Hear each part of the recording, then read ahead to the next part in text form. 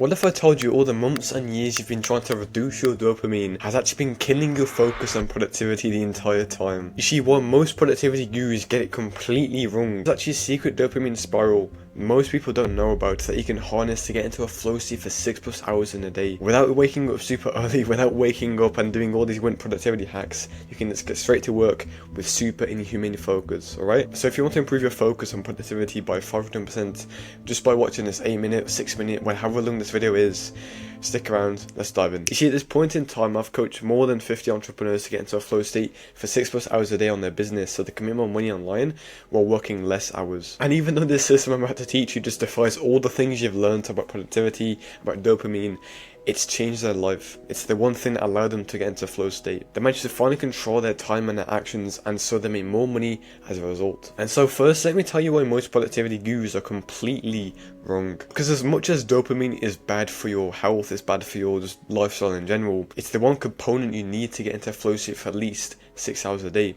Because there's 4 brain chemicals actually involved in flow. These are dopamine, norepinephrine, serotonin, and endorphins. The final one is anandamide. It's not fully proven to be involved in flow yet, right? But dopamine is one of the most important ones because when it pairs with norepinephrine, it drastically improves your motivation and your focus by 500% in a day. And before you say I'm full of crap, I'm not saying entirely dopamine is just amazing, right? You should just try to maximize it. You should try and go on social media all day. That's not what I'm saying, because there's 2 types of dopamine you need to realize. There's artificial dopamine and there's like healthy, real dopamine. Artificial dopamine is basically going on your phone, it's going on social media, it's just scrolling on YouTube, Italian brain rot, stuff like that, right? And you've also got healthy dopamine on the other hand, which is like exercise, doing work, following a purpose, right? These things that humans were meant to do before any of these social media just started taking over people's lives. And a very interesting cycle happens when you try to increase your dopamine in any of these different types of dopamine. Because as soon as you do one of those actions that I just said, whether it's healthy dopamine, it's like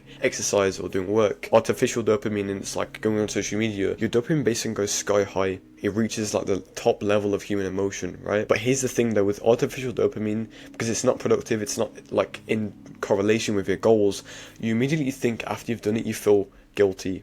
And so your dopamine goes straight back down to literally the bottom level, which is guilt. However, with healthy dopamine, when you try to maximize this, it stays at this heightened dopamine baseline, which is just a plus, because at this point you'll be able to do much more work, you'll feel much more motivated to do work as well. You'll be able to keep that positive momentum throughout the entire day, and this is how top entrepreneurs are able to get into a flow state for 6+ hours a day without even realizing it. It's because they just are productive at the morning and they can just carry that momentum throughout the entire day. And so the goal isn't to remove dopamine entirely, it's to remove the bad side of dopamine, which is going on social media, which is going on YouTube, for example, and to increase the good side, which is your healthy dopamine, which is like exercise, which is like doing work and following your goals. And I'll show you exactly how to do that in a minute, but first you need to actually realize how do you actually get into a flow state to begin with, because it's all cool knowing these brain chemicals, you know, norepinephrine, dopamine, but how do you get into it? Well, I do just quickly want to mention, I do actually have a free course on flow state and how to enter it specifically for entrepreneurs, so check that out if you're an entrepreneur below. But it starts with something called flow proneness. Flow proneness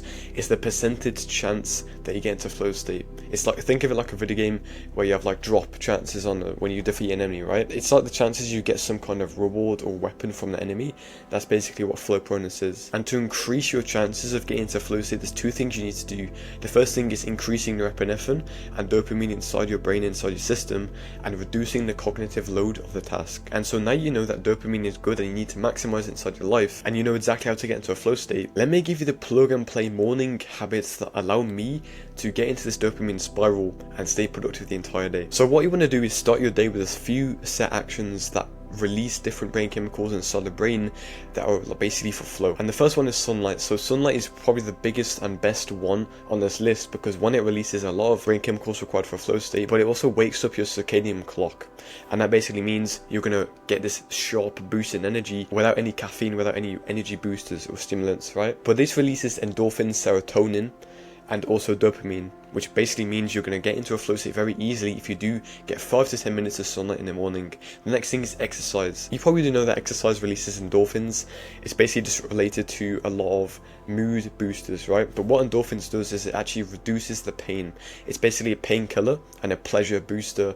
And so if you can do exercise right before your dework sessions, or when you actually go to work on your business or whatever you have to do in a day, you're going to be much more focused. You're going to have to start the work because you have barely any pain associated with the work. And finally, it's meditation. Meditation releases dopamine and serotonin inside your body, inside your brain, which is the positive side of dopamine. And when you do this, you're really going to just want to carry on that productive momentum with your work hours. So these 3 habits, when you do them correctly and do them as soon as you wake up, it makes it insanely hard not to enter flow state. And your brain will start to associate these 3 habits, what you do before you start your work, with being productive, and so you get to that dopamine baseline and stay at it throughout the entire day. So you have one brain chemical that is just constantly being released, which is dopamine, which makes you more likely to do the work and just makes you feel better overall. And by this point, if you understand how to get into a flow state, if you understand why dopamine is bad, and you understand how to actually induce dopamine, the healthy side at least, at the start of the day to continue the dopamine spiral, you'll be able to get into a flow state very easily for 6 hours a day, okay? But there's also a few things and mistakes you need to avoid that will stop you getting into a flow state. The first thing is caffeine inside the morning, and I know a lot of people, when they wake up, they immediately just grab a coffee, right? Well, you shouldn't do that, because there's different receptors inside your brain called andesine. I'm pretty sure that's how you say it.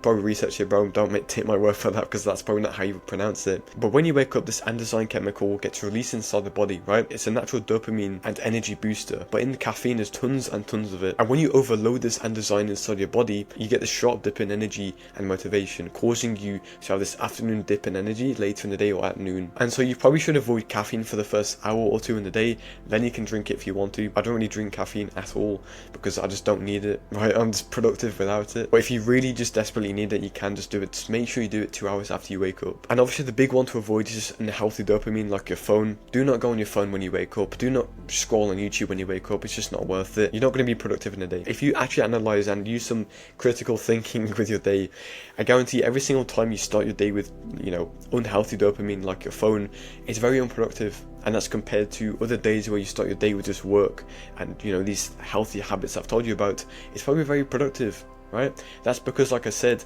when you go on these unhealthy dopamine habits, sure, it increases your dopamine, but it goes straight back down to guilt. And that's the entire dopamine spiral system that I showed all my clients, that allowed them to effortlessly get into a flow state, make more money online. And actually one of them got from 0 to 4k per month online, which is insane to think. He's quit his job, and it's just insane to think he's doing so well. And by the way, if you're a young entrepreneur who wants to get into a flow state for 6+ hours a day, completely blow up your business by tapping into flow state, achieving mental performance, click the first link in the description, join my free community. Okay, peace.